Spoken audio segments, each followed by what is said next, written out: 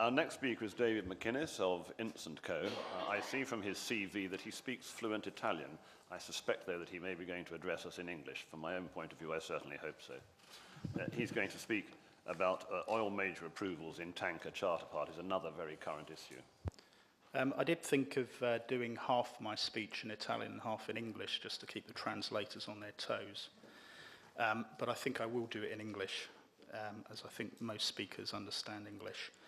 David, if I can just add that from some misunderstanding in translation from English into Italian didn't work, but now in this session works. So you can really, absolutely, you can speak in English. Okay.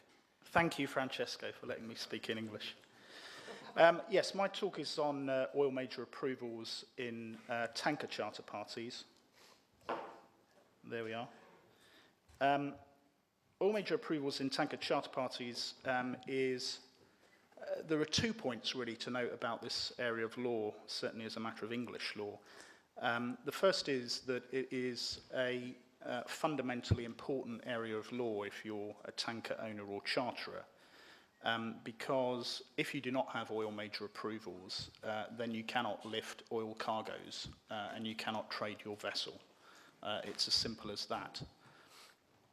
The second point to note, however, rather curiously, is given the fundamental importance of oil major approvals and the amount of money potentially at stake, there is almost no case law and almost no guidance, at least as a matter of English law, about oil major approvals.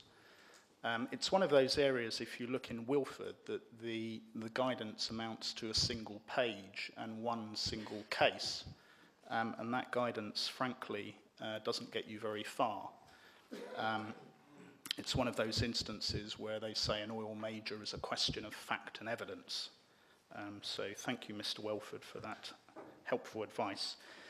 As most of you probably know, the most widely used form of charter party in the tanker industry is a shell time 4. And this is the standard clause dealing with oil major approval, clause 43. And that says if at any time during the charter period the vessel becomes unacceptable to any oil major, charterers shall have the right to terminate the charter. As I've mentioned, clause 43 itself does not define what an oil major is. There is equally no case law that has defined this. Again, as I've said, there is almost no guidance on oil major approvals. The only decided case, and it's not of great help, is a case called the Sea Flower. So on that basis, I might possibly get the prize for the quickest speech, because that, ladies and gentlemen, is basically the sum of general knowledge on oil major approvals under English law. But what I want to talk about today is some cases I've been involved in recently and an LMAA arbitration decision that actually have dealt with the most important questions about oil major approvals. The first case I want to mention, which in fact didn't even go to arbitration, was a case I did for the charterers of a tanker, and that was on a shell time 4 with an unamended clause 43. What happened in that case is that the owners decided to change the master of the vessel, and after they did that, in accordance with the charterer's instructions, they applied to lift a Total cargo, and Total said, we reject this vessel because it no longer conforms with our crew matrix criteria, because your new master doesn't have sufficient experience to meet with our requirements, therefore we reject the vessel. The charterers came to Mclnnes and said, can we cancel the charter party? And my advice was, yes, you can. The ship has become unacceptable to an oil major. The wording of the clause is clear. So we promptly cancelled the charter party.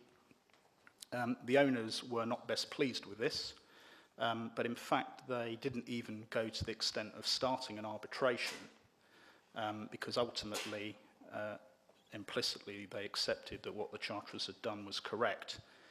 What then happened is that the charterers said, well, actually, we rather like this ship.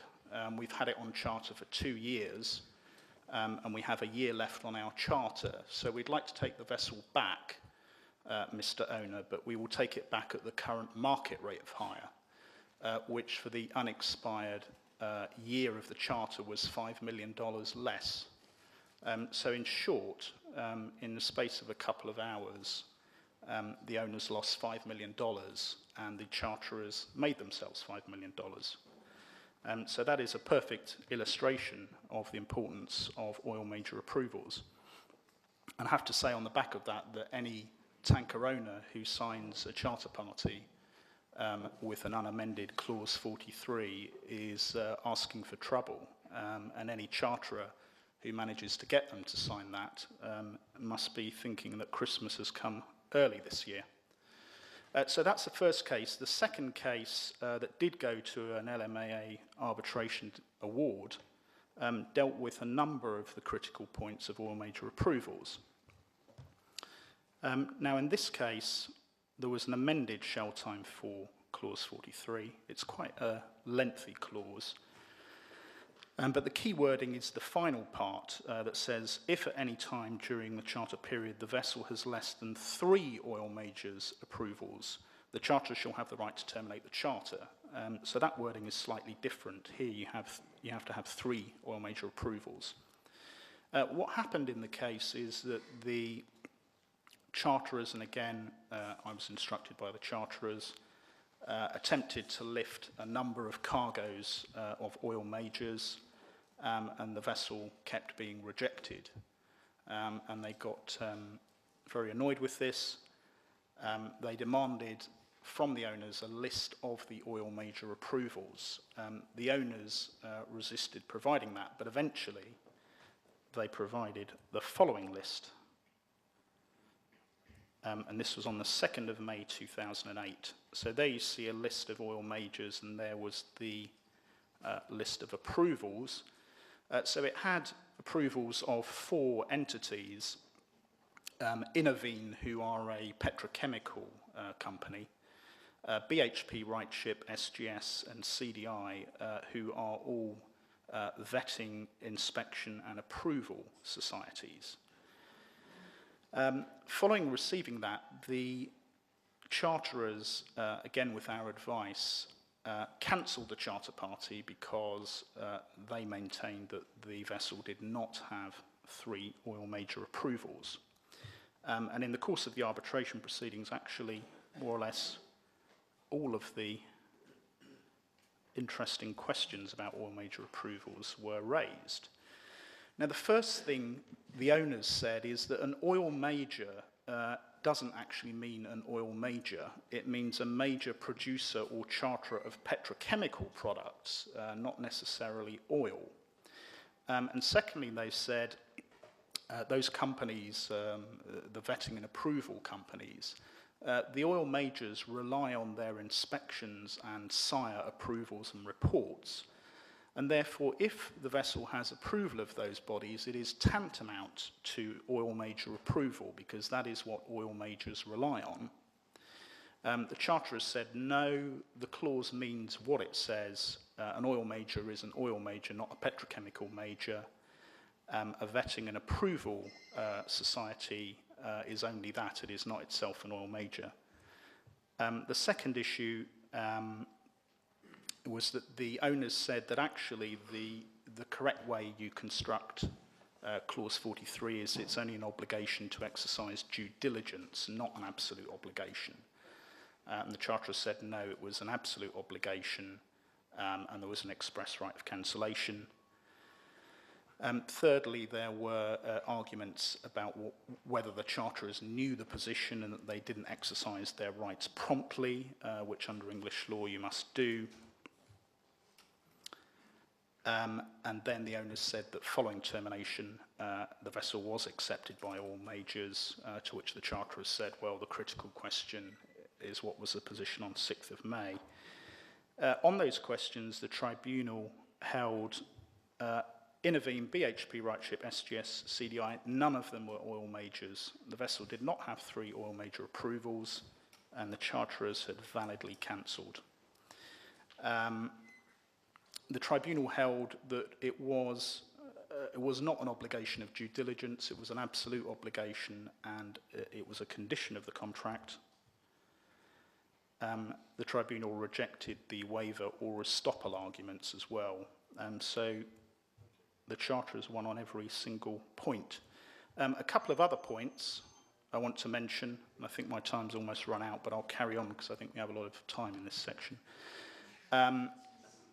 One of the problems with oil major approvals is that actually the way oil majors approve vessels does not sit with standard charter party wordings at all. Oil majors do not approve vessels in advance. The way it works is that when you tender a vessel, they will tell you whether it is accepted or not for that particular lifting or voyage, and that's a major problem.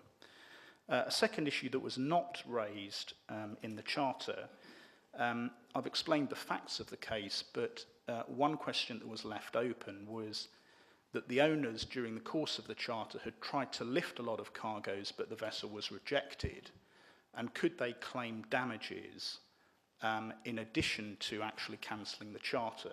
And we were instructed not to pursue that, but my own view is that they could have claimed substantial damages as well. So that is basically all I have to say on oil majors. Again, an interesting area of English law, an important one, but one that there is very little decided case law. Thank you very much.